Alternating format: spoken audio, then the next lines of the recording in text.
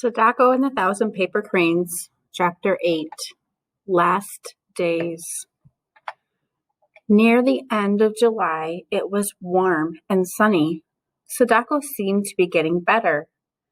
"I'm over halfway to 1,000 cranes," she told Masahiro, "so something good is going to happen." And it did.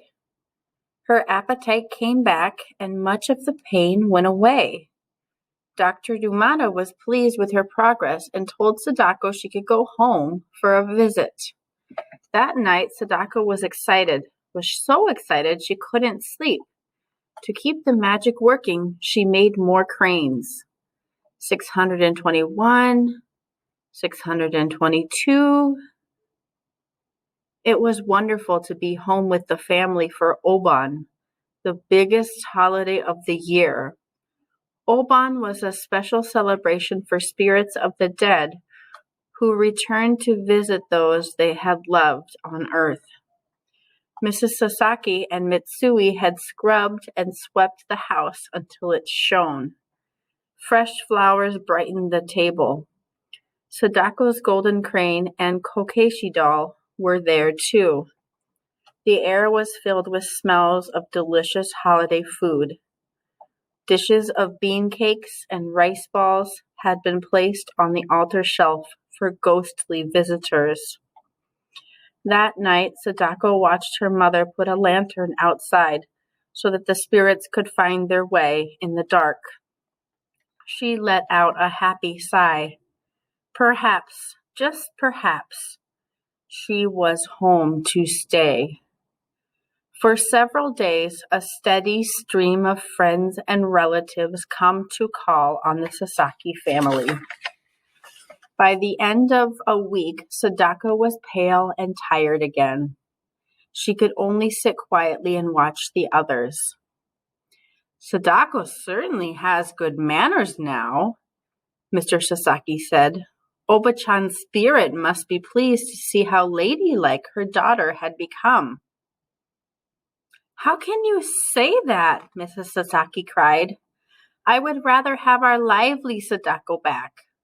She dabbed her eyes and hurried into the kitchen. "I'm making everyone sad," Sadako thought. She wished she could suddenly turn into her old self. How happy her mother would be then. As if he knew what was in Sadako's mind, her father said gruffly, "There now, don't worry. After a good night's rest, you'll feel fine." But the next day, Sadako had to return to the hospital. For the first time, she was glad to be in the quiet hospital room. Her parents sat beside the bed for a long time. Every now and then, Sadako drifted off into a strange kind of half-sleep. "When I die," she said dreamily, "will you put my favorite bean cakes on the altar for my spirit?" Mrs. Sasaki could not speak. She took her daughter's hand and held it tightly. "Hush," Mr. Sasaki said in a funny voice. "That will not happen for many, many years. Don't give up now, Sadako-chan. You have to only make a few hundred more cranes." Nurse Yasunaga gave Sadako medicine that helped her rest. Before her eyes closed, Sadako reached out to touch the golden crane. "I will get better," she murmured to the Kokeshi doll. "And someday I'll race like the wind." From then on, Dr. Numata gave Sadako blood transfusions or shots almost every day. "I know it hurts," he said, "but we must keep trying." Sadako nodded. She never complained about the shots and almost constant pain. A bigger pain was growing deep inside of her. It was the fear of dying. She had to fight it as well as the disease. The golden crane helped. It reminded Sadako that there was always hope. Mrs. Sasaki spent more and more time at the hospital. Every afternoon, Sadako listened for that familiar slap, slap of her plastic slippers in the hall. All visitors had to put on yellow slippers at the door, but Mrs. Sasaki's made a special sound. Sadako's heart ached to see her mother's face so lined with worry. The leaves on the maple tree were turning rust and gold when the family came for one last visit.